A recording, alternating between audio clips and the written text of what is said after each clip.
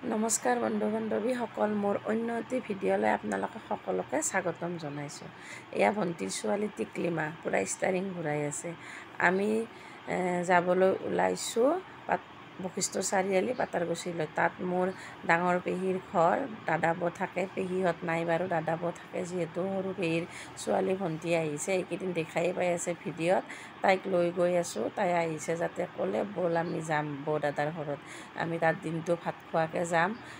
এয়া আমিতো বাৰু ওচৰা ওচৰিকৈ থাকোঁ, যোৱা হৈয়ে থাকে। তাই আহিছে কাৰণে আজি আমি যাব ওলাইছোঁ। যিহেতু আৰু গৰম বন্ধ ফুৰাও হ'ল, এনেকৈ আমি যাব ওলাইছোঁ। আৰু যাম এঠাইলৈ, ক'লৈ যাম, কি কৰিম, বৌ দাদাৰ ঘৰত যাই আপোনালোকক কি পাৰোঁ মই দেখাবলৈ চেষ্টা কৰিম। এয়া আমি আহি পালোঁ দাদা বৌৰ ঘৰত। এয়া বহিলোঁ অলপ ফেনৰ তলত। গমেই পাইছে কেনেকুৱা গৰম।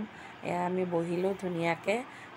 বহি মেলি পানী খালোঁ আমি। তাৰপিছত বৌই ধুনীয়াকৈ চাহ আনি দিলে, মানে কি ধুনীয়াকৈ মাজতে চাহ আনি দিলে। আমি পূৰা ড্ৰেছ চেঞ্জ কৰি ল'লোঁ, ইমান গৰম। ধুনীয়াকৈ বহি লৈ আমি চাহ খাব লৈছোঁ। বৌই মানে তিলপিঠা বনাইছিল বোলে, সেইও আছিল। কি ধুনীয়াকৈ দিলে। আৰু অবতৰত তিলপিঠা খাই ভাল লাগে ন।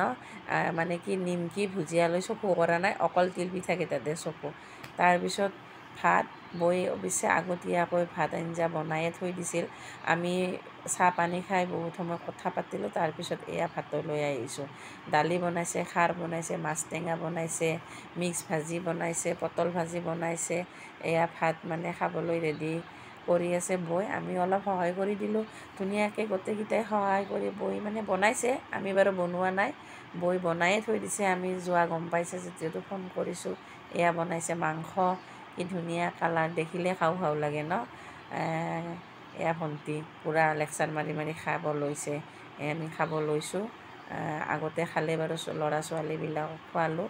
তাৰপিছত আমি গোটেইকেইজনীয়ে মানে লাষ্টত খাব লৈছোঁ ধুনীয়াকৈ। মাজতে সকলোখিনি লৈ চাৰিওজনে বহি পেলাই একদম মস্তি মাৰি মাৰি খাব লৈছোঁ।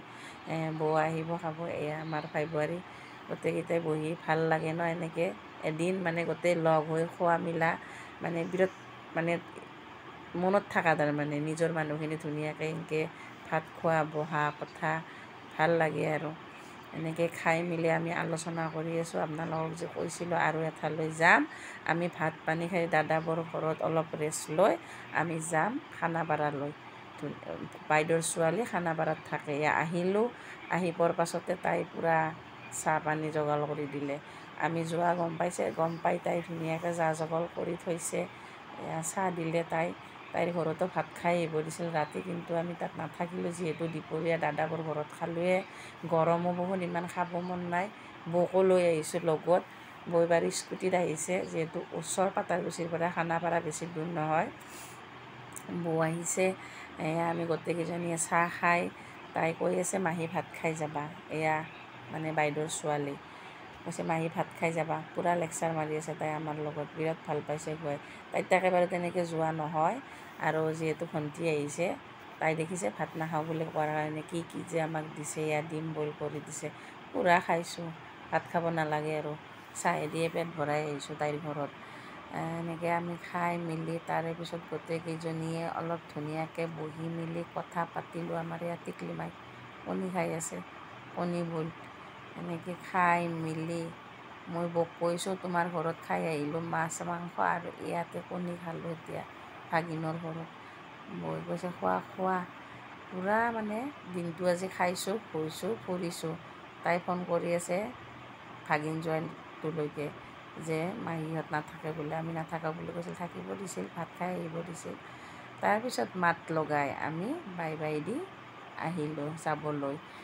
ধুনীয়াকৈ আমি তাইক মাত লগালোঁ। এতিয়া যাব আহিছোঁ। এইয়া বৌ যাব স্কুটিৰে, আৰু আমি আহিলোঁ। Bye bye.